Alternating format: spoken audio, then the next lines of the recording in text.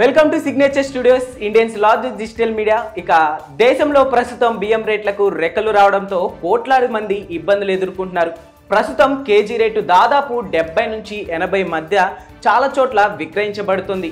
వాస్తవానికి పంట దిగుబడులు తగ్గటమే దీనికి ప్రధాన కారణంగా ఉంది. ఇక భారీగా పెరుగుతున్న బియ్యం రేట్లకు కళ్ళెం వేసే క్రమంలో బీజేపీ ప్రభుత్వం సరికొత్త ఆలోచనతో వచ్చేసింది.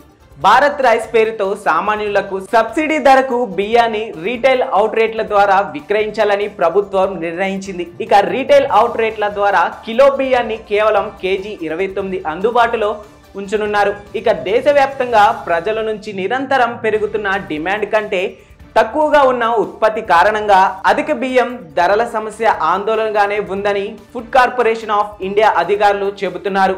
ఇక బహిరంగ మార్కెట్లో రీటైల్ విక్రయ రేట్లు చల్లారేందుకు భారత్ రైస్ ఆశాజనకంగా నిలుస్తుందని వారు చెబుతున్నారు. ఎఫ్సిఐ వద్ద పుష్కలంగా నిల్వలు ఉండడంతో పాటుగా ధాన్యం ఎగుమతులపై ప్రభుత్వం కొనసాగిస్తున్న పరిమితులు ధర భాగాన్ని తగ్గించడంతో దోహదపడతాయని అధికారులు. ఇక బియ్యాన్ని ముందు భారత ప్రభుత్వ ప్రజలకు భారత్ దాల్ అలానే భారత్ ఆటా చనా ఇతర వస్తువులను సబ్సిడీ రేట్లకు విక్రయిస్తోంది.